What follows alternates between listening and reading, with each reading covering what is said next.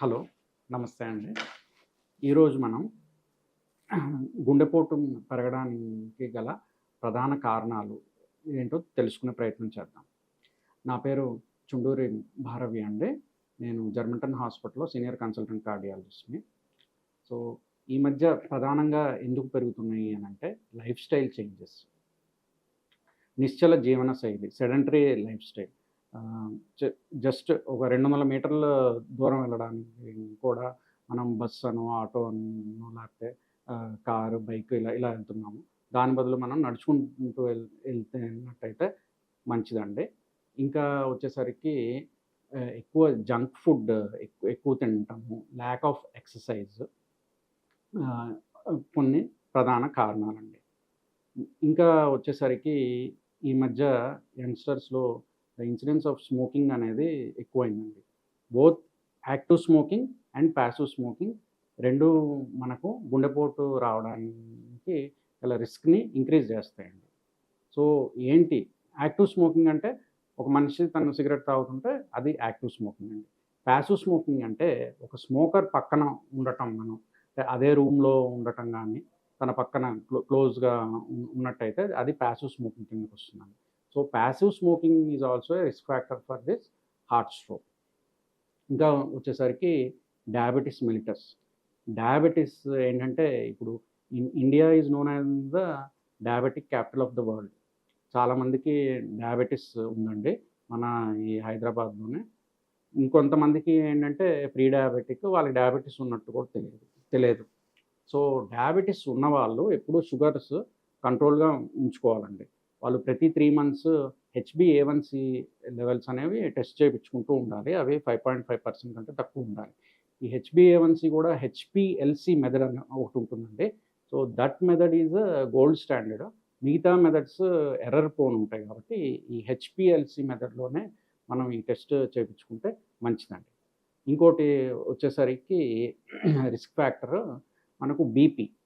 ఈ హైదరాబాద్ మహానగరం గ్రేటర్ హైదరాబాద్‌లో ఒక స్టడీ 2022లో జరిగిన స్టడీ ప్రకారము 40% మందికి ఈ బీపీ ఉంది. అధిక రక్తపోటు.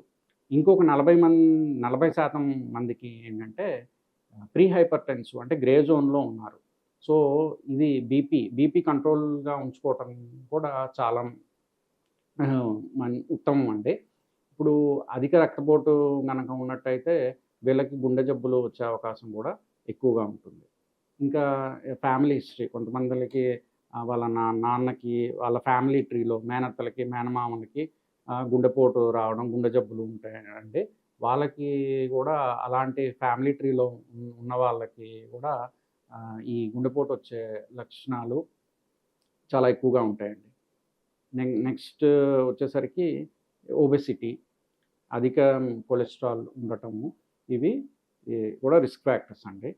ఈ మధ్య ఏంటంటే యూరోపియన్ సొసైటీ ఆఫ్ కార్డియాలజీ వాళ్ళు ఏమంటున్నారంటే, ఈ వాయు కాలుష్యము, శబ్ద కాలుష్యం కూడా మనకు గుండె జబ్బులు కాజ్ చేయడానికి రిస్క్ ఫ్యాక్టర్స్ అండి. ఇప్పుడు ఎయిర్ పొల్యూషన్‌లో గనక వాయు కాలుష్యం గనక తీసుకున్నట్టయితే అంటే చాలా పారామీటర్స్‌లో చూస్తామండి. ముఖ్యంగా ఏంటంటే పార్టిక్యులేట్ మ్యాటర్ పీఎం 2.5 అనేది. అంటే ఆ ధూళి కణాల సైజు 2.5 మైక్రాన్స్ కంటే తక్కువ ఉన్నవి పీఎం 2.5 ఈజ్ డేంజరస్ అండి. It causes cardiac diseases. So, ఎంతుండాలి? దీన్ని యాన్యువల్ చూస్తామండి. యాన్యువల్ పీఎం 2.5 అనేది వరల్డ్ హెల్త్ ఆర్గనైజేషన్ ప్రకారము లెస్ థాన్ 5 ఉండాలండి. ఒకవేళ గ్రేటర్ థాన్ 12 గనక అయితే మనకి గుండెపోటు, గుండె వ్యాధులు వచ్చే లక్షణాలు ఎక్కువగా ఉంటాయి. గుండెపోటే గాదు బీపీ గూడా అధిక రక్తపోటు రావడానికి కూడా ఆస్కారం ఉంటుందండి. నెక్స్ట్ వచ్చేసరికి ఈ శబ్ద కాలుష్యం. శబ్ద కాలుష్యం ఇప్పుడు సిటీస్‌లో నియరర్ టు ఎయిర్‌పోర్ట్స్ గానీ, హెవీ ఇండస్ట్రీస్ దగ్గర ఉండే వాళ్ళలో ఇది ఎక్కువగా ఉంటుందండి శబ్ద కాలుష్యము.